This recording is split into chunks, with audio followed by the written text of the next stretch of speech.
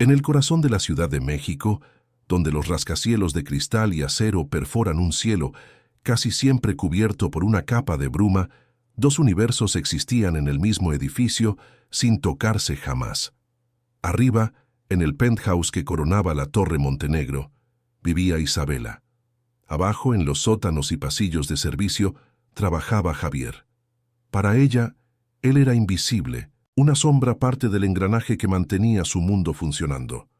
Para él, ella era un mito, una reina inalcanzable en su castillo de cristal. Ninguno de los dos sabía que el cielo estaba a punto de romperse y que en la oscuridad que se avecinaba, sus mundos no solo colisionarían, sino que se harían añicos. Javier Morales era un hombre de 30 y tantos años, con la mirada cansada de quien pelea batallas perdidas todos los días. Su uniforme de mantenimiento, con el logo de Montenegro Corp bordado sobre el bolsillo, era su segunda piel. Cada mañana dejaba su pequeño departamento en Iztapalapa, donde el olor a café de olla y la risa de su hija Sofía, de 7 años, eran el único lujo que conocía. Desde que su esposa Elena se fue durante el parto, la vida de Javier se había convertido en una rutina silenciosa de tuercas, cables y el olor a desinfectante, todo para asegurarse de que a Sofía nunca le faltara nada. Cargaba con una culpa sorda y el miedo constante de no ser suficiente para esa niña que tenía los mismos ojos profundos de su madre. Sus sueños eran modestos: pagar las deudas, quizás llevar a Sofía a conocer el mar, sueños que se sentían tan lejanos como el penthouse de la torre donde trabajaba. En ese penthouse, Isabela Montenegro dirigía su imperio. Le llamaban la Dama de Hielo, un apodo que se había ganado a pulso. Heredó una empresa de su padre y con una inteligencia feroz y una frialdad legendaria, la convirtió en un monstruo inmobiliario. Su vida era una agenda calculada al milímetro, autos de lujo que la esperaban en Polanco y decisiones que movían miles de millones de pesos. Su rostro aparecía en las portadas de las revistas de negocios, siempre con una sonrisa perfecta que no llegaba a sus ojos, porque detrás de la fachada de poder, Isabela era una mujer prisionera en una jaula de oro. Años atrás, un romance desastroso con un empleado la había arrastrado a un escándalo público que casi le cuesta la empresa. La traición la dejó con una cicatriz imborrable y una regla de oro. La vulnerabilidad es un arma que tus enemigos siempre usarán en tu contra. Pero había un dolor más profundo, un secreto que ni su asistente más leal conocía. Aquel incidente también le había costado la única cosa que el dinero no podía comprar: la posibilidad de ser madre. Un anhelo que enterró bajo capas de ambición y jornadas de 18 horas. Ese viernes, el cielo sobre la Ciudad de México se tiñó de un gris apocalíptico. Una tormenta, de esas que parecen querer borrar el mundo, se desató con una furia descomunal. Las calles se convirtieron en ríos. El tráfico colapsó y la ciudad entera contuvo el aliento.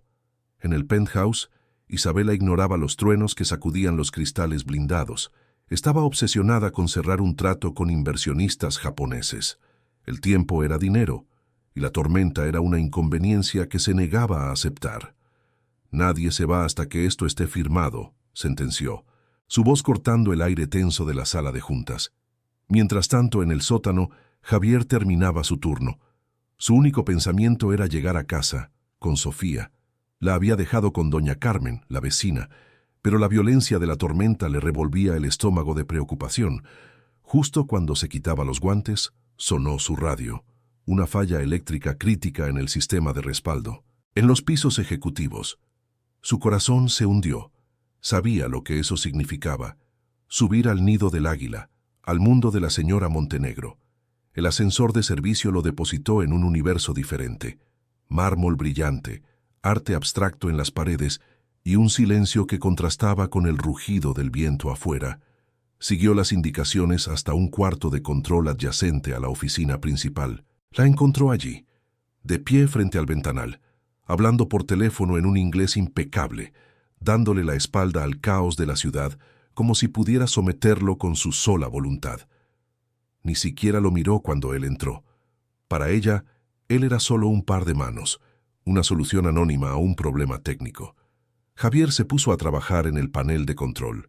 Los cables eran un laberinto, pero era su laberinto. El sudor le perlaba la frente mientras el estruendo de un trueno, más cercano y violento que los anteriores, hizo vibrar el suelo. Y entonces ocurrió. Una luz parpadeó, luego otra. Un zumbido agudo y después la nada. La oscuridad no fue gradual. Fue un golpe, un telón de plomo que cayó sobre la ciudad. Las luces de emergencia, que debían encenderse al instante, no lo hicieron. El generador de respaldo, precisamente el que él estaba revisando, había fallado en el peor momento posible. El silencio que siguió fue más aterrador que la tormenta. Un silencio absoluto, profundo, roto únicamente por el silbido del viento contra los cristales y el eco de la voz de Isabela, que se había quedado a media palabra. Estaban atrapados. La reina en su castillo de cristal y el hombre que, hasta ese segundo, había sido invisible para ella. Atrapados en la cima del mundo, en una oscuridad total. ¿Qué harías tú en una situación así? ¿Confiarías en un completo extraño, aunque fuera tu única opción? Dímelo en los comentarios, porque la decisión que ellos tomaron esa noche lo cambió todo. En la negrura, todas las reglas del mundo se borraron. El dinero de Isabela, su poder, su agenda de contactos, todo se volvió inútil. El penthouse, antes un símbolo de su dominio, ahora era una trampa oscura y fría a más de 50 pisos de altura. Se escuchó un jadeo ahogado. Era ella. Por primera vez, Javier escuchó en su voz algo que no era acero, una fisura de miedo. ¿Qué fue eso? ¿Por qué no hay luz de emergencia? Su voz, aunque intentaba ser autoritaria, temblaba ligeramente. Falló el generador, señora, el principal y el de respaldo, respondió Javier, su voz una presencia tranquila en la inmensidad negra. El instinto, forjado en años de crisis cotidianas, se apoderó de él. Se movió con una seguridad que la oscuridad no pudo robarle. El clic metálico de su cinturón de herramientas fue el primer sonido con propósito en la negrura.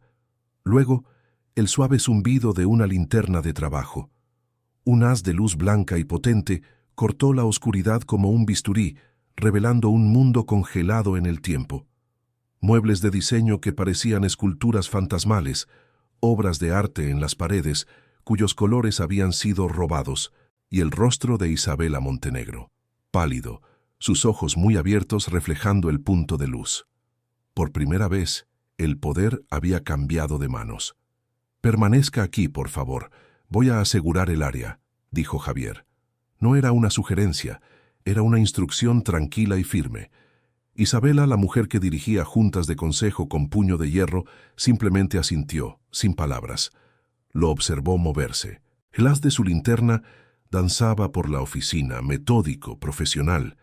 Verificó la puerta principal, asegurándose de que el cerrojo magnético no se hubiera desactivado.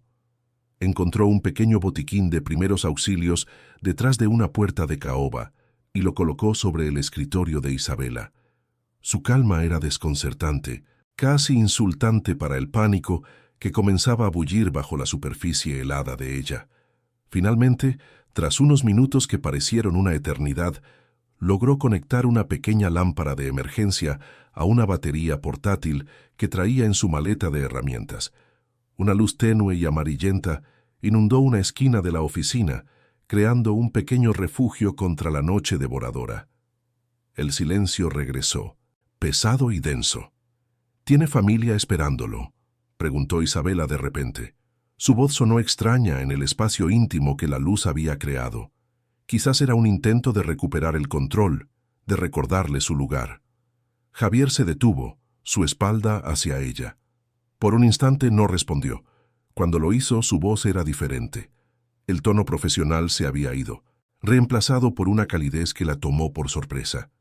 «Mi hija, Sofía, tiene 7 años, se quedó con una vecina».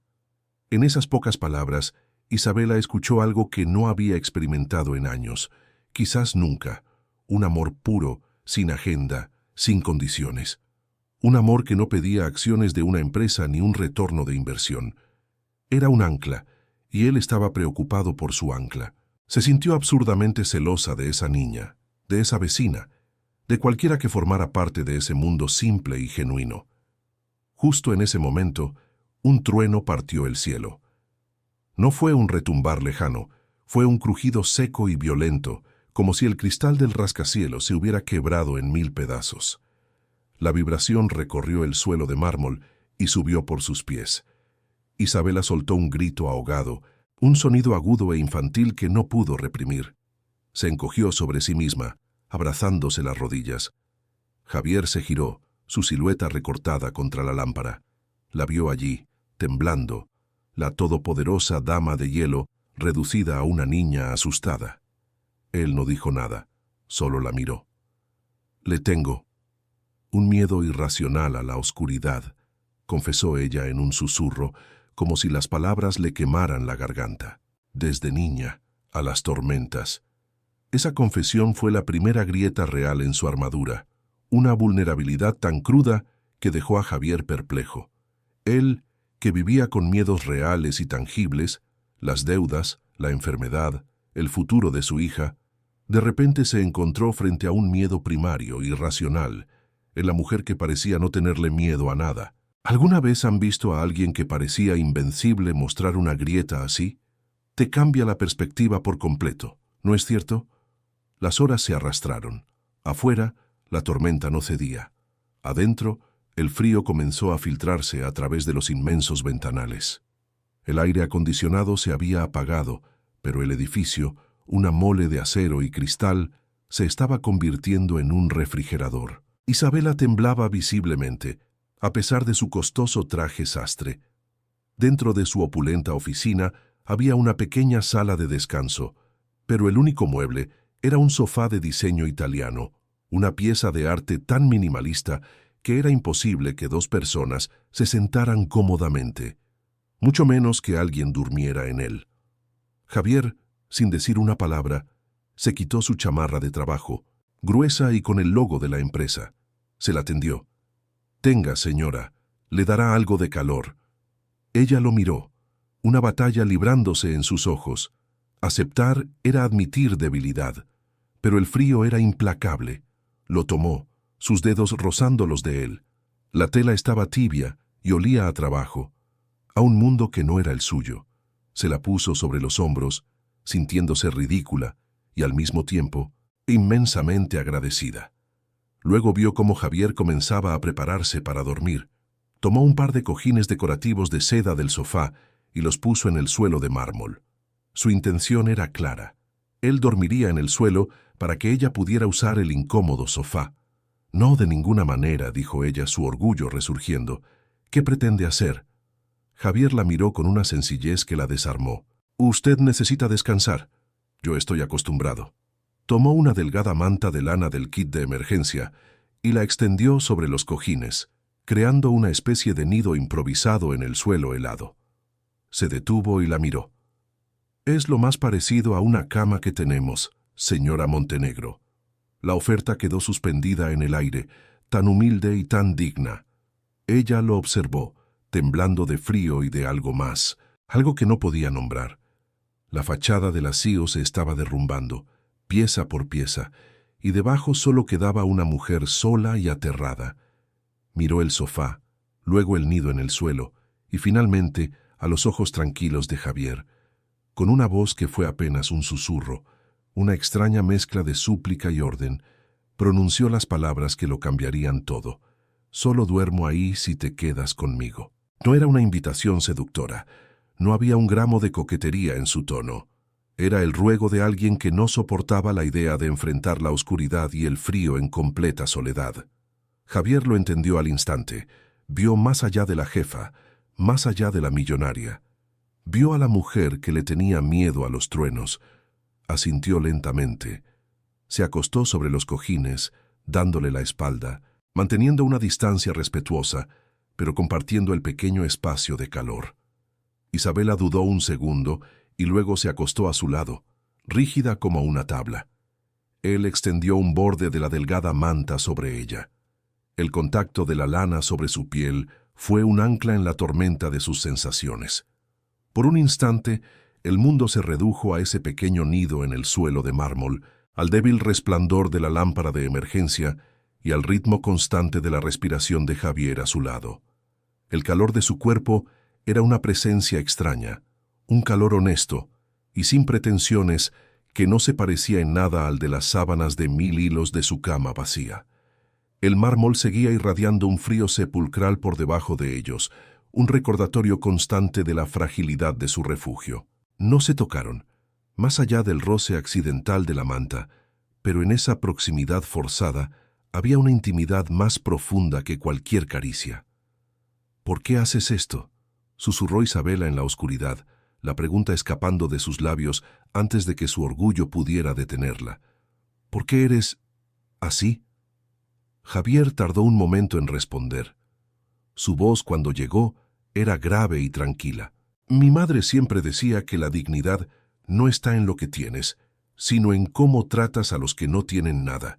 Y ahora mismo, señora, ninguno de los dos tenemos mucho».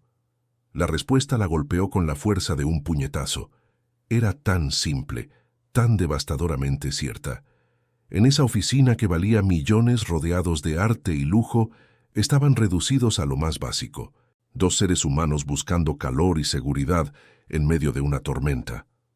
«Cuéntame de Sofía», pidió ella, su propia voz sorprendiéndola por su suavidad. Necesitaba llenar el silencio con algo real, algo que no fuera el eco de sus propios miedos, y Javier habló. No se quejó de sus dificultades ni de su pobreza. Habló de cómo a Sofía le gustaba dibujar arcoíris con colores que no existían, de su risa cuando le hacía cosquillas, del pequeño altar que le habían hecho a su mamá con una foto y una veladora que encendían cada noche. Habló con un amor tan puro y tan vasto que llenó cada rincón oscuro de la oficina. Isabela escuchaba, y cada palabra era una aguja clavándose en el vacío que había en su propio corazón, el vacío que había llenado con juntas directivas, cifras de crecimiento y la soledad del éxito. Por primera vez en una década, permitió que el dolor por el hijo que nunca tendría subiera a la superficie, un dolor silencioso que se mezcló con las lágrimas que no se atrevió a derramar. No supo en qué momento se quedó dormida, pero cuando despertó algo había cambiado.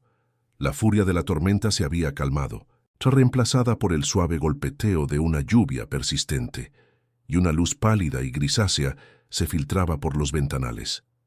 Era el amanecer. Se incorporó lentamente. Javier seguía dormido, de espaldas a ella. A la luz del día, su rostro se veía aún más cansado, las líneas de preocupación marcadas alrededor de sus ojos. Su chamarra de trabajo estaba doblada a modo de almohada. Era solo un hombre bueno y decente, atrapado en una vida de lucha. Se sintió invadida por una oleada de algo que no pudo identificar. ¿Gratitud? ¿Admiración? ¿O algo más peligroso? El sonido metálico de voces y pasos en el pasillo los sobresaltó a ambos. Rescate. La puerta de la oficina se abrió de golpe y entraron 2 hombres del equipo de seguridad del edificio con potentes linternas. «Señora Montenegro, ¿está usted bien?». La normalidad regresó con la misma brusquedad con que se había ido. Las luces del pasillo parpadearon y se encendieron. El mundo volvía a funcionar. En un instante, la barrera invisible entre ellos se reconstruyó, más alta y gruesa que nunca. Él era de nuevo Javier Morales, de mantenimiento. Ella era Isabela Montenegro, la CEO. Se pusieron de pie, torpes, evitando mirarse a los ojos.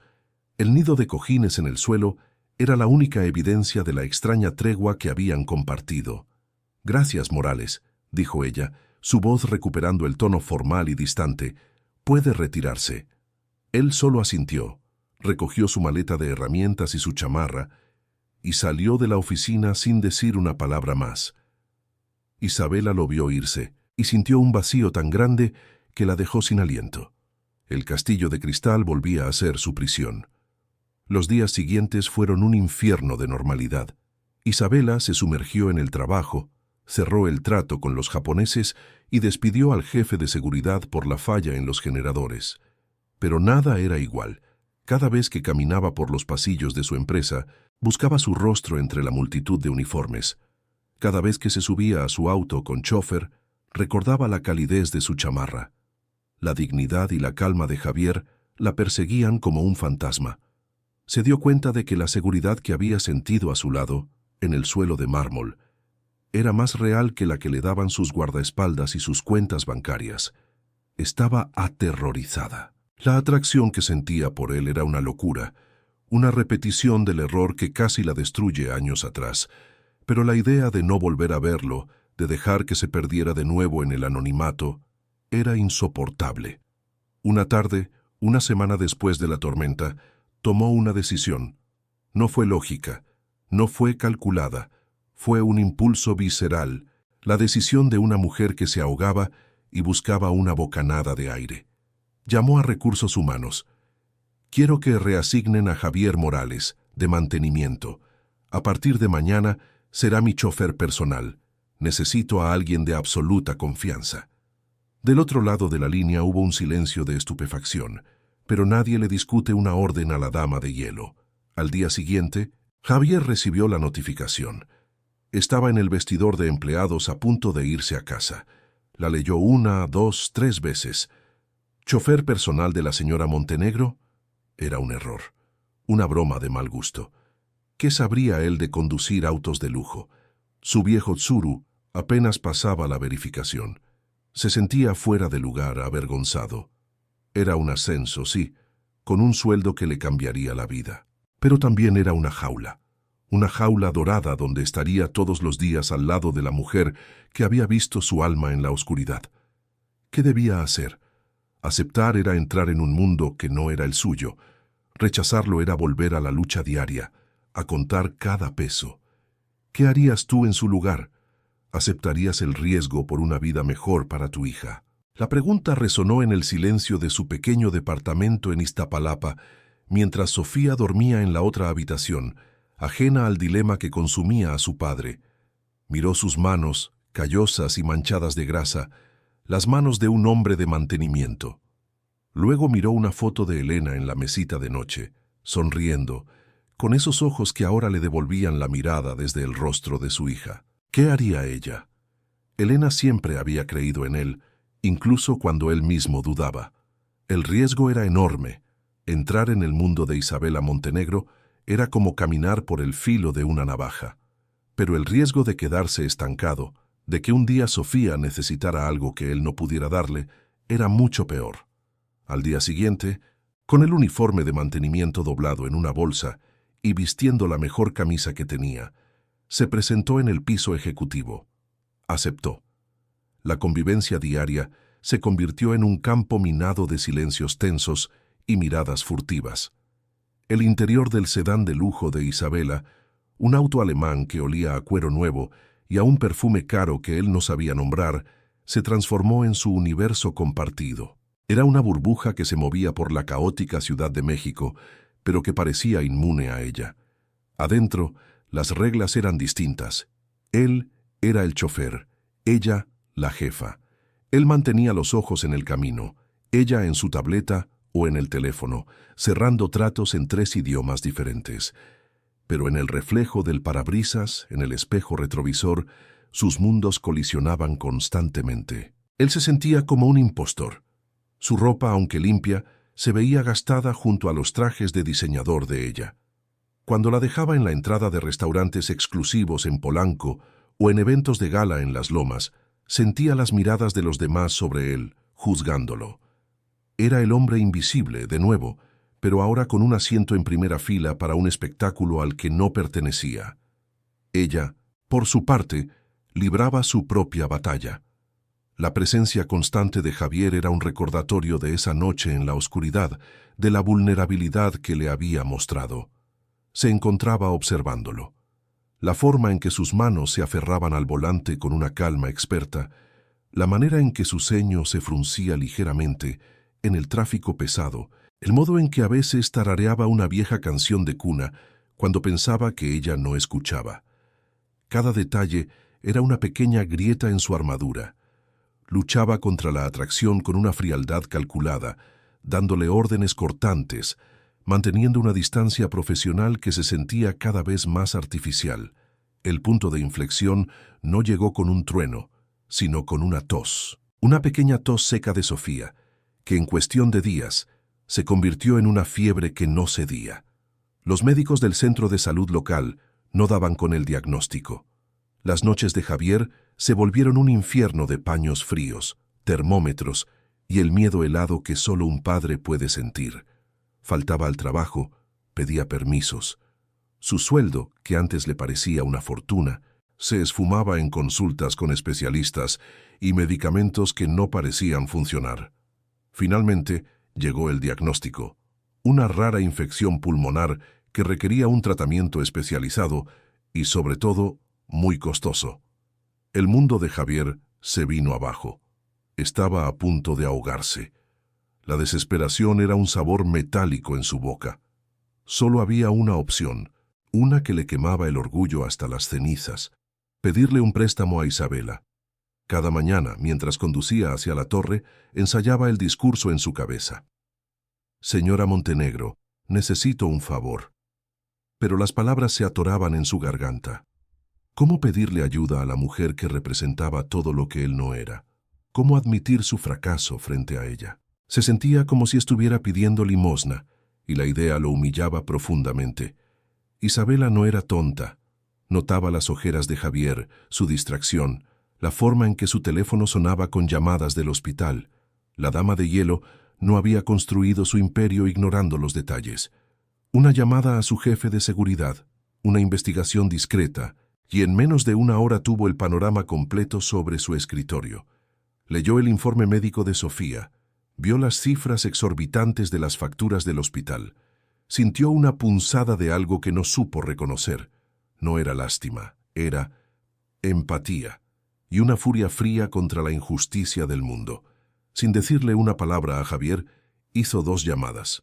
La primera, al director del mejor hospital privado de la ciudad. La segunda, a su contador. «Quiero que todas las cuentas médicas de la niña Sofía Morales sean cubiertas, de forma anónima, a través de la fundación, que nadie sepa que fui yo». Javier lo descubrió por accidente. Fue al área de administración del hospital para intentar negociar un plan de pagos, preparado para la humillación de rogar. La mujer del mostrador revisó su sistema y lo miró con extrañeza. «Señor Morales, no hay ningún adeudo. La cuenta total fue liquidada esta mañana por un donador anónimo de la Fundación Montenegro». La sangre se le heló en las venas. Fundación Montenegro, un donador anónimo.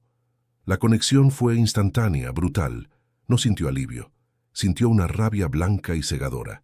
Se sintió expuesto, despojado de su derecho a luchar por su propia hija. Se sintió como un proyecto de caridad. Esa tarde, la esperó junto al auto en el estacionamiento subterráneo de la torre. Cuando ella se acercó, caminando con su habitual aire de autoridad, él no le abrió la puerta. Se quedó quieto, bloqueándole el paso. Ella se detuvo, sorprendida por su insubordinación.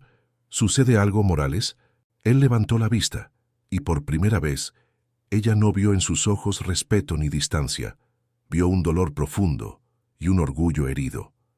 «No necesitaba su caridad», dijo, su voz temblando de una furia contenida. Ella frunció el ceño. «¿De qué está hablando? ¿Del hospital, de Sofía? ¿Creía que no me iba a enterar? ¿Qué soy, su obra de beneficencia del mes?» La confrontación estalló. El eco de sus voces rebotando en el concreto frío del estacionamiento. Él dio un paso hacia ella, su desesperación rompiendo todas las barreras. «No necesito su lástima, señora. Necesito mi dignidad, el derecho a ser yo quien salve a mi hija». El grito, cargado de impotencia y de un amor paternal feroz, la dejó sin palabras. El aire en el estacionamiento subterráneo se volvió denso, cargado con la electricidad de su dolor. Isabela se quedó inmóvil, sintiendo el eco de sus palabras resonar en su pecho. Por primera vez en años, alguien le había gritado, no con la furia calculada de un rival de negocios, sino con el corazón roto. Y en lugar de la ira que esperaba sentir, una extraña ola de admiración la recorrió. Él no quería su dinero, no quería su poder, quería su dignidad. Algo que ella había cambiado por el control y el éxito hacía mucho tiempo. Lo miró y por primera vez no vio al empleado, ni al hombre de mantenimiento, ni a su chofer. Vio a un padre, un león defendiendo el último trozo de su orgullo. Su propia soledad, la que siempre mantenía a raya con trabajo y disciplina, la golpeó con la fuerza de un huracán. Él tenía a Sofía, un amor por el que estaba dispuesto a arder. Ella no tenía nada. Dio un paso hacia él, un movimiento que la dejó a apenas 1 metro de distancia. Su perfume caro se mezcló con el olor a concreto y gasolina. «Tienes razón», dijo, su voz sorprendentemente suave, desprovista de toda autoridad. «Me equivoqué, no por pagar, sino por no verte, por no entender que tu fuerza no necesita mi ayuda». Javier la miró, la furia en sus ojos parpadeando confundida por su respuesta. Esperaba una reprimenda, un despido, no una disculpa. «Lo siento, Javier», añadió ella, usando su nombre de pila por primera vez fuera de la oscuridad de aquella oficina. El sonido de su nombre en sus labios fue más íntimo que cualquier roce. La tensión entre ellos no se disipó, pero se transformó en algo diferente, algo más complejo y peligroso. Pero no eran los únicos en ese universo de concreto y sombras. A lo lejos, desde el interior de un auto con los vidrios polarizados, unos ojos observaban. Ricardo Vargas, miembro del consejo directivo y el tiburón más paciente del acuario de Montenegro Corp., sonrió para sus adentros. Había estado esperando años por una grieta en la armadura de la dama de hielo, y parecía que finalmente la había encontrado. No entendía la conversación, pero la intensidad, la proximidad, la energía cruda que emanaba de la pareja era inconfundible. Esto no era una jefa hablando con su chofer, esto era algo más. Y algo más era todo lo que necesitaba. Su creciente cercanía, esa conexión forjada en la oscuridad y cimentada en el orgullo, no pasó desapercibida. En las semanas que siguieron, mientras Sofía se recuperaba milagrosamente, el ambiente dentro del sedán de lujo cambió. Los silencios ya no eran tensos, sino cómodos. Hablaban. Él le contaba de los progresos de Sofía, de cómo había vuelto a dibujar sus arcoíris con colores imposibles. Ella, para su propia sorpresa, le preguntaba por sus sueños, por la vida que había imaginado antes de que todo se complicara. Y a veces, en un acto de vulnerabilidad que la aterrorizaba, le hablaba de la presión de dirigir el imperio, del peso de llevar el apellido Montenegro. Ricardo Vargas lo notó todo.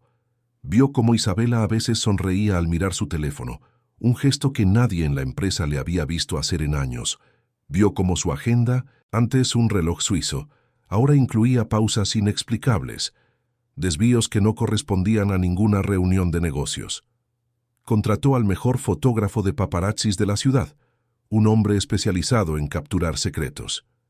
«Quiero todo», le dijo Ricardo, su voz fría como el acero. «Cada mirada, cada gesto, encuentra el momento que la destruya». El fotógrafo fue paciente. Lo siguió durante días. La mayoría de las veces no había nada, solo un chofer y su jefa, pero un jueves por la tarde la oportunidad se presentó. Isabela había insistido en llevar a Javier al hospital para la última revisión de Sofía. Esperó en el auto, pero cuando la consulta se alargó, la ansiedad la venció y entró. Encontró a Javier y a Sofía en la sala de espera, la niña riendo mientras su padre le hacía una figura de origami con el papel de una receta. La imagen era tan pura, tan llena de un amor doméstico que ella nunca había conocido, que la dejó sin aire. Cuando Javier la vio, su rostro se iluminó con una gratitud genuina. Se acercó a ella, mientras Sofía corría hacia la fuente del lobby. «Gracias», le dijo Javier, su voz baja y cargada de emoción. «Nada de esto hubiera sido posible sin ti».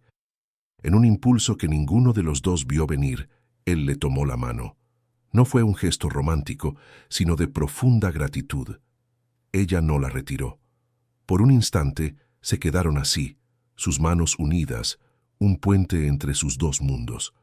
Afuera, al otro lado de la calle, el teleobjetivo de una cámara capturó el momento. El ángulo era perfecto.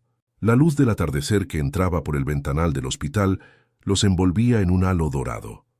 Con el fondo borroso, sin el contexto de la niña o el hospital, la imagen contaba una historia muy diferente. La de dos amantes clandestinos, robando un momento de intimidad. El fotógrafo tomó una ráfaga de fotos. Tenía lo que Ricardo quería. Tenía el arma que destruiría a la reina. El golpe llegó 2 días después, en una reunión de emergencia del Consejo Directivo. El gran acuerdo con los inversionistas japoneses estaba a punto de firmarse, el mayor logro en la historia de Montenegro Corp. Isabela entró en la sala de juntas sintiéndose invencible, pero el ambiente era gélido. Los rostros de los miembros del consejo eran máscaras de desaprobación. Ricardo Vargas estaba de pie en la cabecera de la mesa con una sonrisa triunfante. «Damas y caballeros», comenzó Ricardo, su voz resumando falsa preocupación. «Los he convocado hoy porque la integridad y el futuro de esta compañía están en grave peligro». En la pantalla gigante detrás de él apareció la primera foto. Isabela y Javier, de la mano en el lobby del hospital. Luego otra, de ellos hablando muy de cerca en el estacionamiento. Las imágenes, sacadas de contexto, eran condenatorias. «Nuestra CEO», continuó Ricardo, «está repitiendo los errores de su pasado, pero esta vez no es un ejecutivo de su nivel, es un empleado de mantenimiento. Un cazafortunas que la está manipulando, poniendo en riesgo no solo su juicio, sino el acuerdo multimillonario que define nuestro futuro». El escándalo era perfecto. Jugaba con los miedos del consejo, con el recuerdo de su desastroso romance anterior. El silencio en la sala de juntas era un abismo. Cada par de ojos estaba clavado en Isabela, esperando que se defendiera, que negara, que aplastara al cazafortunas como a un insecto para salvar su imperio. Esperaban a la dama de hielo, pero la mujer que se puso de pie no era ella. Era alguien nuevo, alguien forjado en la oscuridad de una oficina y en la calidez de una manta compartida. Isabela miró las fotos en la pantalla, no con vergüenza, sino con una calma que descolocó a todos. Luego, su mirada recorrió cada rostro del consejo, deteniéndose finalmente en Ricardo Vargas, cuya sonrisa de hiena empezaba a vacilar. «Tienen razón», dijo Isabela, su voz clara y firme, sin un ápice de temblor. «Están viendo la prueba de que un hombre, un empleado de esta empresa, ha logrado romper mis defensas». Un murmullo recorrió la sala. Ricardo se irguió, saboreando la victoria. «Pero se equivocan en la conclusión», continuó ella, su voz subiendo de tono. «No me está manipulando. Me está recordando lo que significa ser humano». Caminó lentamente por la cabecera de la mesa, su presencia llenando el espacio. «Este hombre, Javier Morales, al que ustedes desprecian como un cazafortunas, tiene más integridad en un solo dedo que muchos en esta sala. Mientras ustedes calculan dividendos, él calcula cómo pagar las medicinas de su hija. Mientras ustedes temen por el precio de las acciones, él teme por la fiebre de la niña que es su único mundo». Se detuvo frente a Ricardo. «Hablan de poner en riesgo la empresa. ¿Quieren saber qué pone en riesgo a esta empresa? Las tácticas sucias, la ambición sin escrúpulos, el sabotaje interno». La balanza empezaba a temblar. Los miembros del consejo intercambiaban miradas incómodas. Isabela estaba arriesgándolo todo, defendiendo a un chofer por encima de su propia carrera. Era una locura. Era magnífico. Justo cuando la tensión llegó a su punto más alto, la puerta de la sala de juntas se abrió con un golpe seco. Todos se giraron. En el umbral, de pie, con su ropa sencilla pero con una dignidad que empequeñecía a todos los trajes caros de la sala, estaba Javier. No había sido llamado. Había venido por su cuenta. Avanzó hacia la mesa, sus ojos fijos en Isabela, una mirada de disculpa y resolución. Ignoró a los demás como si no existieran. «Señora Montenegro», dijo con una calma que desarmó a todos, «le agradezco sus palabras, pero no puedo permitir esto». Se giró hacia el consejo. «Vengo a presentar mi renuncia irrevocable». Ricardo Vargas soltó una risa burlona. «Ahí lo tienen, la rata abandona el barco». Javier lo miró, y en su mirada no había miedo, solo un profundo desdén. «Un hombre que valora su honor no es una rata, señor. Es solo un hombre. No permitiré que la reputación de una buena mujer sea manchada por mi causa. Mi lealtad y mi honor no están en venta, ni tienen un precio que ustedes puedan pagar. Su sacrificio, un acto de pura nobleza, colgó en el aire, cambiando la atmósfera de la sala por completo. Era la verdad, cruda y simple, contra la mentira elaborada. Conmovida hasta las lágrimas, pero empoderada por su gesto, Isabela supo que era el momento. «Gracias, Javier», dijo suavemente. Luego se dirigió al consejo con una nueva energía, la de una reina que retoma su trono. «Y ahora que hemos visto lo que es la verdadera decencia, permítanme mostrarles lo que es la traición». En la pantalla, las fotos de ella y Javier desaparecieron, reemplazadas por correos electrónicos, registros de llamadas y transferencias bancarias.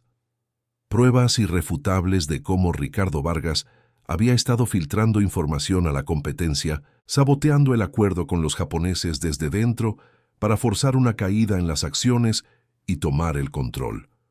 La batalla había terminado.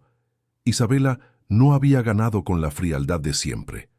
Había ganado con una humanidad que nadie, ni siquiera ella misma, sabía que poseía.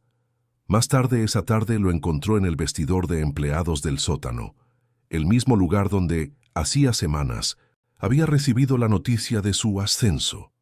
Estaba guardando sus pocas pertenencias en una pequeña mochila. El aire olía a desinfectante y a finales. Él la vio acercarse por el reflejo de un casillero metálico. No parecía sorprendido. «Felicidades por su victoria, señora», dijo sin mirarla directamente, asumiendo que su destino estaba sellado. Sabía que lo lograría. Ella se detuvo a su lado. El espacio era estrecho, íntimo. «Gané una batalla, Javier», le dijo suavemente, «pero me falta ganar la más importante». Él finalmente se giró para mirarla. Las barreras de señora y empleado se habían disuelto en el fuego de la sala de juntas. Ahora solo eran un hombre y una mujer, de pie en un sótano con el peso de 2 mundos sobre sus hombros. Ella lo miró a los ojos, esos ojos cansados que habían visto su alma en la oscuridad. Le hizo una propuesta que no tenía nada que ver con dinero, poder o contratos. «El domingo», comenzó, su voz apenas un susurro, «Sofía y tú. ¿Me permitirían acompañarlos a comer un helado en el parque? Como una familia». Javier se quedó quieto. El tiempo pareció detenerse. Y entonces, por primera vez en mucho, mucho tiempo, una sonrisa lenta y genuina se extendió por su rostro. Una sonrisa libre del peso del mundo que no marcaba el final de un cuento de hadas, sino el verdadero y complicado comienzo de su historia. Porque a veces, las tormentas más grandes no vienen a destruir tu vida, sino a limpiar el camino para que puedas empezar de nuevo. Crees en las segundas oportunidades, incluso cuando parecen imposibles. Si esta historia te ha conmovido, déjame saber tu opinión en los comentarios y suscríbete para no perderte ninguna de las historias que aún quedan por contar.